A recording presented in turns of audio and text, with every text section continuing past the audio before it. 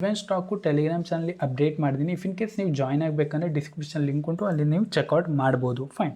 So Nifty 50 ನಾಳೆ ದಿನ make or break ಲೆವೆಲಲ್ಲಿ ಕ್ಲೋಸ್ ಆಗಿದೆ. That means if in case ನಾಳೆ ದಿನ ಇದು 24,500 ಲೆವೆಲಲ್ಲಿ ಓಪನ್ ಆಗಿ ಇಲ್ಲಿಂದ ಬ್ರೇಕ್ ಡೌನ್ ಆಯ್ತು ಅಂದರೆ, ದಟ್ ಮೀನ್ಸ್ ಫಸ್ಟ್ 5 ಮಿನಿಟ್ ಅಥವಾ ಫಸ್ಟ್ 10 ಮಿನಿಟ್ 15 ಮಿನಿಟಲ್ಲಿ ಬ್ರೇಕ್ ಡೌನ್ ಆಯ್ತು ಅಂದರೆ ನಾವು ಇಲ್ಲಿ ಪ್ಲ್ಯಾನ್ ಮಾಡ್ಬೋದು. ನಮ್ಮದು ಮಿನಿಮಮ್ ಟಾರ್ಗೆಟ್ 24,200 ಆದರೂ ಇರಲೇಬೇಕು. ಬಿಕಾಸ್ ಮಾರ್ಕೆಟ್ ಇಲ್ಲಿ ತನಕ ಫ್ಲೋ ಅಲ್ಲಿ ಹೋಗೋ ಚಾನ್ಸಸ್ ಇರ್ತಾರೆ. ಬಿಕಾಸ್ ಈ ಟ್ರೆಂಡ್ ಲೈನ್ಗಿಂತ ಅಪ್ಸೈಡಲ್ಲಿ ಬ್ರೇಕ್ಔಟ್ ಆಯಿತು, ಕ್ಲೋಸಿಂಗ್ ಕೂಡ ಕೊಡ್ತು ಗುರುವಾರ ದಿನ.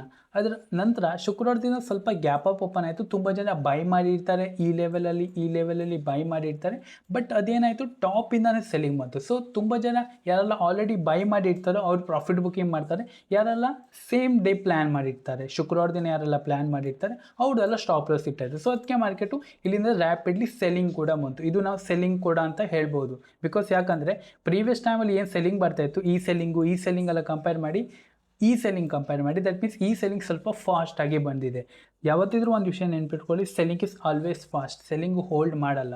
ಇಫ್ ಇನ್ ಕೇಸ್ ಅಲ್ಲಿ ಸೆಲ್ಲಿಂಗ್ ಹೋಲ್ಡ್ ಮಾಡ್ತಾ ಇದೆ ಅಂದರೆ ಅಲ್ಲಿ ಬೇಸ್ ಕ್ರಿಯೇಟ್ ಮಾಡ್ತಾ ಉಂಟು, ಅಲ್ಲಿ ಬಯರ್ಸ್ ಅಕ್ಯುಮುಲೇಟ್ ಆಗ್ತಿದ್ದಾರೆ ಅಂತ ಅರ್ಥ. ಅಲ್ಲಿ ಸೆಲ್ಲಿಂಗ್ ಬರೋ chances are very low. Fine. I hope ನಾನು ಹೇಳ್ಕೊಂಡ್ರೆ ನಿಮಗೆ ಕ್ಲಿಯರ್ ಆಯ್ತು ಅಂತ. ಫೈನ್.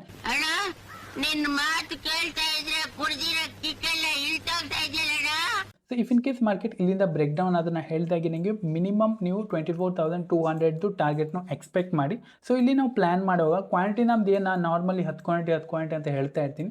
ಸೊ ಇಲ್ಲಿ ನಾವು 15 ಕ್ವಾಂಟಿಟಿ ಪ್ಲ್ಯಾನ್ ಮಾಡೋಣ. ಬಿಕಾಸ್ 12ನೇ ತಾರೀಕು ನಂತರ ಮಾರ್ಕೆಟು 24,500ಕ್ಕಿಂತ ಕೆಳಗೆ ಬರಲೇ ಇಲ್ಲ. ದಟ್ ಮೀನ್ಸ್ ಬ್ಯಾಡ್ಸ್ ಇಲ್ಲಿ ಒಂದೊಳ್ಳೆ ಬೇಸ್ ಕ್ರಿಯೇಟ್ ಮಾಡಿ ಏನು ಟ್ರೆಂಡ್ ಲೈನ್ ಹೋಗ್ತಾ ಉಂಟು ಆ ಟ್ರೆಂಡ್ ಲೈನ್ಗಿಂತ ಅಪ್ಸೈಡಲ್ಲಿ ಬ್ರೇಕ್ಔಟ್ ಕೊಟ್ಟರು ನಂತರ ಯಾರೆಲ್ಲ ಬ್ಯಾಡ್ಸ್ ಸ್ವಲ್ಪ ಕಾನ್ಫಿಡೆನ್ಸಲ್ಲಿದ್ದರು ಅವರೆಲ್ಲ ಸ್ಟಾಪ್ ಲಾಸ್ ತಂದು ಇಲ್ಲಿಟ್ಟರು. ತುಂಬ ಜನ ಬ್ಯಾಡ್ಸ್ ಸ್ಟಾಪ್ ಲಾಸ್ ಇಲ್ಲಿತ್ತು. ಬಿಕಾಸ್ ಇದೊಂದು ಒಳ್ಳೆ ಸೆಲ್ಲಿಂಗ್ ಬಂತು. ಅದರ ನಂತರ ಮಾರ್ಕೆಟ್ ಅಪ್ಸೈಡ್ ಹೋಗಿ ಕ್ಲೋಸಿಂಗ್ ಕೊಡ್ತಲ್ಲ. ಸೊ ಇದೊಂದು ಒಳ್ಳೆ ಬುಲ್ಲಿಶ್ನೆಸ್, ಒಂದು ಒಳ್ಳೆ ಪಾಸಿಟಿವ್ನೆಸ್ ಇತ್ತು ಮಾರ್ಕೆಟಿಗೆ. ಆ್ಯಂಡ್ ಯಾರೆಲ್ಲ ನಿಫ್ಟಿ ಪೊಸಿಷನ್ಲಿ ಪ್ಲ್ಯಾನ್ ಮಾಡಿರ್ತಾರೆ ಅಥವಾ ಯಾರೆಲ್ಲ 50 ಮಿನಿಟ್ಸ್ ನೋಡಿ ಪ್ಲ್ಯಾನ್ ಮಾಡಿರ್ತಾರೆ ಅಥವಾ ಯಾರೆಲ್ಲ ಡೈಲಿ ವೀಕ್ಲಿ ಎಲ್ಲ ನೋಡಿ ಪ್ಲ್ಯಾನ್ ಮಾಡಿರ್ತಾರೆ ಅವರಿಗೆಲ್ಲ ತುಂಬಾ ಒಂದೊಳ್ಳೆ ಪಾಸಿಟಿವ್ ಇತ್ತು. ಸೊ ಈಗ ನೀವು ವೀಕ್ಲಿ ಚಾರ್ಟಲ್ಲಿ ನೋಡ್ಬೋದು ಎಷ್ಟು ಪಾಸಿಟಿವ್ ಆಗಿ ಕ್ಲೋಸ್ ಆಯಿತು.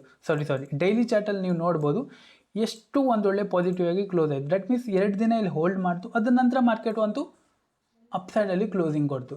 ಸೊ ನಾನು ನಿಮಗೆ ಪ್ರೀವಿಯಸ್ ಟೈಮಿಂದ ಹೇಳ್ತಾ ಇದ್ದೀನಿ, ಅಪ್ಸೈಡಲ್ಲಿ ಕ್ವಾಂಟಿಟಿ ಲೆಸ್ ಇಟ್ಟು ಟ್ರೇಡ್ ಮಾಡಿ. ಬಿಕಾಸ್ ಮಾರ್ಕೆಟ್ ಹೋಗ್ತಾ ಇದೆ ಬಟ್ ಅದಕ್ಕೆ ಅಷ್ಟೊಂದು ಸ್ಟ್ರೆಂತ್ ಬರ್ತಾ ಇಲ್ಲ ಅಂತ. ಸೊ ಅದರ ನಂತರ ಮಾರ್ಕೆಟ್ ಏನಾಯಿತು, ನೆಕ್ಸ್ಟ್ ಡೇ ಅದಕ್ಕೆ ಫಾಲೋ ಥ್ರೂ ಕೊಡದೆ ಸೆಲ್ಲಿಂಗ್ ಬಂತು. ದಟ್ ಮೀನ್ಸ್ ಯಾರೆಲ್ಲ ಬೈಂಗ್ ಮಾಡಿರ್ತಾರೆ ಅವ್ರದ್ದೆಲ್ಲ ತುಂಬ ಜನ ಪ್ರಾಫಿಟ್ ಬುಕ್ ಮಾಡಿರ್ತಾರೆ, ಗ್ಯಾಪ್ ಅಪ್ ಓಪನ್ ಆಯಿತು, ಅದರ ನಂತರ ಮಾರ್ಕೆಟ್ ಸೆಲ್ಲಿಂಗ್ ಬಂತು. ಸೊ ದಟ್ ತುಂಬ ಜನ ಪ್ರಾಫಿಟ್ ಬುಕ್ ಮಾಡಿರ್ತಾರೆ ಅಥವಾ ತುಂಬ ಜನ ಸ್ಟಾಪ್ ಲಾಸ್ ಕೊಟ್ಟು ಎಕ್ಸಿಟ್ ಆಗಿರ್ತಾರೆ. ಬಟ್ ಮೇಜರ್ ಸ್ಟಾಪ್ ಲಾಸ್ ಏನುಂಟಲ್ಲ, ದಟ್ ಮೀನ್ಸ್ ಯಾರೆಲ್ಲ ಡೈಲಿ ಅಥವಾ ಅರ್ಲಿ ಚಾರ್ಟೆಲ್ಲ ಪೊಸಿಷನ್ ಪ್ರಕಾರ ಪ್ಲ್ಯಾನ್ ಮಾಡಿರ್ತಾರೆ ಅವರೆಲ್ಲ ಸ್ಟಾಪ್ ಲಾಸ್ ಇಲ್ಲೇ ಇರ್ತಾರೆ. ಬಿಕಾಸ್ ಅವರು ಪ್ರೀವಿಯಸ್ ಸ್ವಿಂಗ್ಸ್ನ ಸ್ಟಾಪ್ ಲಾಸ್ ಇರ್ತಾರೆ. ಫೈನ್. ಸೊ ಯಾವಾಗ ಮಾರ್ಕೆಟು ನಾಳೆ ದಿನ 24,500ಕ್ಕಿಂತ ಕೆಳಗೆ ಬ್ರೇಕ್ ಡೌನ್ ಆಗ್ತಾರೆ, ಇಲ್ಲಿಂದ ಮಾರ್ಕೆಟು ಪ್ಯಾನಿಕ್ ಆಗೋ ಚಾನ್ಸಸ್ ಕೂಡ ಉಂಟು. Because I don't know market budget ದಿನ ಏನು ನ್ಯೂಸ್ ಬರ್ತಾರೆ ಅಂತ. ಬಟ್ ನಾಳೆ ಈ ರೇಂಜನ್ನ ಬಿಟ್ಕೊಟ್ರೆ ಮೊಮೆಂಟಮ್ ಆಗೋ ಚಾನ್ಸಸ್ ಕೂಡ ಉಂಟು. ಫೈನ್. ಸೊ ಅದಕ್ಕೆ ನಾನು ಹೇಳ್ತಾ ಇದ್ದೀನಿ, ಇಲ್ಲಿ ನಾವು ಸ್ವಲ್ಪ 15 ಕ್ವಾಂಟಿಟಿ ಪ್ಲ್ಯಾನ್ ಮಾಡಿದರೆ ಐ ಥಿಂಕ್ ಬೆಟರ್ ಅಂತ. ಫೈನ್. ಸೊ ಇದು ನಂದು ಫಸ್ಟ್ ಪ್ಲ್ಯಾನ್ ಆಗಿರುತ್ತೆ. ಮಸ್ತ್ ರೇ ಮಸ್ತ್, ಫ್ಯಾಂಟಾಸ್ಟಿಕ್. ಇನ್ ಕೇಸ್ ನಾಳೆ ಮಾರ್ಕೆಟ್ ಗ್ಯಾಪ್ ಅಪ್ ಓಪನ್ ಆಯಿತು, ದಟ್ ಮೀನ್ಸ್ ಮಾರ್ಕೆಟ್ 24,700 24,650 ಈ ರೇಂಜಲ್ಲಿ ಓಪನ್ ಆದರೆ ಯಾರೆಲ್ಲ ಇಲ್ಲಿ ಫಸ್ಟು ಸೆಲ್ಲಿಂಗ್ ಮಾಡಿರ್ತಾರಲ್ಲ ಅವರೆಲ್ಲ ಸ್ವಲ್ಪ ಕನ್ಫ್ಯೂಸ್ ಆಗ್ತಿದ್ದಾರೆ. ಯಾರೆಲ್ಲ ಟಾಪಲ್ಲಿ ಸೆಲ್ಲಿಂಗ್ ಮಾಡಿರ್ತಾರೆ ಅವ್ರು ಕನ್ಫ್ಯೂಸ್ ಆಗಲ್ಲ. ಕನ್ಫ್ಯೂಸ್ ಯಾರು ಆಗ್ತಾರೆ ಅಂದರೆ 24,600 ಹತ್ರ ಯಾರು ಶಾರ್ಟ್ ಮಾಡಿರ್ತಾರೆ, 24,700 ಅಥವಾ 550 ಅಥವಾ ಯಾರೆಲ್ಲ STPT ಎಲ್ಲ ಮಾಡಿರ್ತಾರಲ್ಲ, that means end of that ಅಂದರೆ 3.15 ಹತ್ರ ಅಥವಾ 3.20 ಹತ್ರ ಯಾರೆಲ್ಲ ಈ ರೇಂಜಲ್ಲೆಲ್ಲ ಪ್ಲ್ಯಾನ್ ಮಾಡಿರ್ತಾರಲ್ಲ, ಸ್ವಲ್ಪ ಅವರಿಗೆ 150-200 ಪಾಯಿಂಟು 24,700 ಹತ್ರ ಗ್ಯಾಪ್ ಅಪ್ ಓಪನ್ ಆದ್ರೆ ಮೇಲೆ ಸ್ವಲ್ಪ ಕನ್ಫ್ಯೂಸ್ ಆಗ್ತಾರೆ ಅವರಿಗೆ. ನಾವೇನು ಮಾಡೋಣ, ಏನಿಲ್ಲ ಪ್ರಾಫಿಟ್ ದಟ್ ಮೀನ್ಸ್ ಏನು ಸ್ಟಾಪ್ ಲಾಸ್ ಕೊಟ್ಟು ಬುಕ್ ಮಾಡೋಣ ಅಥವಾ ಹೆಜ್ ಮಾಡೋಣ ಅಂತ ಸ್ವಲ್ಪ ಕನ್ಫ್ಯೂಸ್ ಆಗ್ತಾರೆ. ಫೈನ್. ಸೊ ಅವ್ರು ಕನ್ಫ್ಯೂಸ್ ಆಗ್ತಾರೆ. ಸೊ ಆವಾಗ ಮಾರ್ಕೆಟ್ ಇಲ್ಲಿ ಸ್ವಲ್ಪ ವಾಲಿಟಿಲಿಟಿ ಕ್ರಿಯೇಟ್ ಮಾಡ್ತಾರೆ. ಬಟ್ ಯಾರೆಲ್ಲ ಟಾಪಲ್ಲಿ ಸೆಲ್ ಮಾಡಿರ್ತಾರೆ 24,800 24,750 ಈ ರೇಂಜಲ್ಲಿ ಯಾರೆಲ್ಲ ಸೆಲ್ ಮಾಡಿರ್ತಾರೆ ಅವ್ರಿಗೆ ಒಂದೊಳ್ಳೆ ಪ್ರೀಮಿಯಂ ಡಿಕೆ ಸಿಕ್ಕಿದೆ ಆಲ್ರೆಡಿ.